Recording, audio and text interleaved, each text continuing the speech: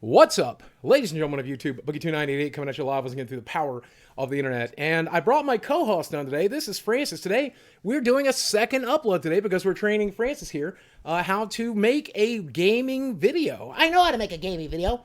Most of the videos on this channel, I made the videos. I know how to make a video. I know you do, Francis, but listen, most of the videos you do are like raging and screaming and getting mad. We don't do that on the channel anymore. This is a legitimate gaming news channel. Legitimate gaming news, my ass. Listen, well, right now we're going to talk about Spider-Man, okay? Because Spider-Man's had a really interesting day. Number one, Spider-Man, the people who make the Spider-Man game, Insomniac, got picked up by PlayStation, by Sony. Oh, that's good. So they're gonna be like Naughty Dog. Right, they're going to be like Naughty Dog. And then also, Spider-Man's had a really rough day because it doesn't look like there's going to be any more Marvel Spider-Man movies. What? What?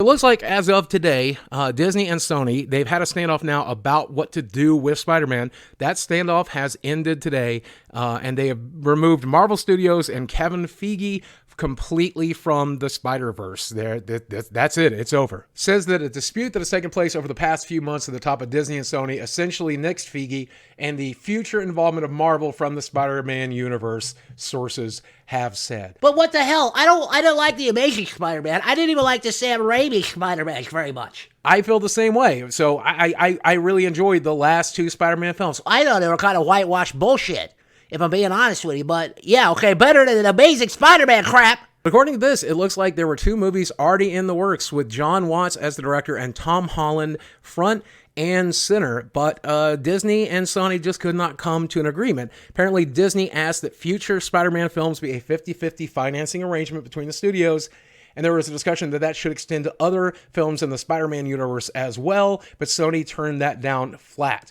Sources said Sony, led by Tom Rothman and Tony Vinciquerra, came back with other configurations, but Disney just didn't want to do it. Holy crap, 50%. That's a lot. You're asking a lot for one of the highest grossing films of all time. What would I do with that kind of money? Can you imagine how much pizza you could buy with that kind of money? I get that, but keep in mind, originally, they had a 5% on the dollar gross previous to this. That's all Disney was getting. So they were barely making that much money back after putting all that money in. They wanted Sony to carry their end, and Sony just refused. So I blame Sony entirely for this. Disney was only getting 5%? 5%? Oh my God, you can barely make its meat with 5%. And they wouldn't settle for 50%? Sony, what is wrong with you? You were getting 95% of some of the best movies ever made, highest grossing movies ever made. You guys are idiots. You're freaking idiots. Look, I told you, you can't scream in the middle of these segments, okay? This is a news segment, okay? We get demonetized when you scream. You get demonetized when you get mad, okay? Oh, is that all you're worried about? Is money now? Is that what you're worried about? Money? You sound like Sony. You sound like Sony, you big fat tub of lard. But for fellow Spider fans, there's good news. Sony, on the other hand, decided to go ahead and buy Insomniac Games, who made the previous Spider-Man game. So if you're a huge Spider-Man fan, there's a real chance they could set Insomniac to making way more Spider-Man games. So if you want to see a more traditional Spider-Man experience, it might be entirely possible. And keep in mind, this is a really good acquisition because this is the company that made Ratchet and Clank and Resistance and Sunset Overdrive and some really good stuff, including the upcoming Stormland. So I think it's a really good position.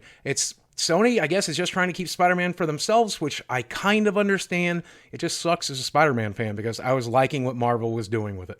Did you even end up playing Spider-Man last year? Because I know you spent most of the year playing Fortnite. So did you even play Spider-Man? Yeah, I played Spider-Man.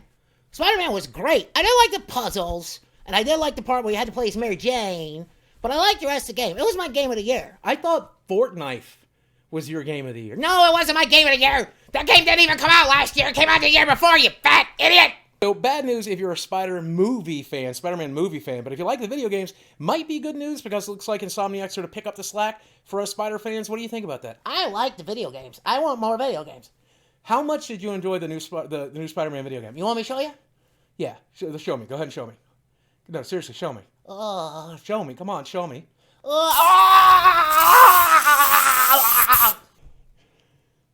Oh my God, that's going to get us demonetized. Now, that's all just one man's opinion. We could be wrong, and I know if we are, you can let us know in the comments section below down there. We always appreciate your comments. Let us know what you think about my new co-host here. And let me know what you think about Captain Cuckstein over here ruining the channel. Guys, as always, thank you for watching. Yeah, thanks. We love you very much. I don't love them. I don't give a crap. I just like the paychecks.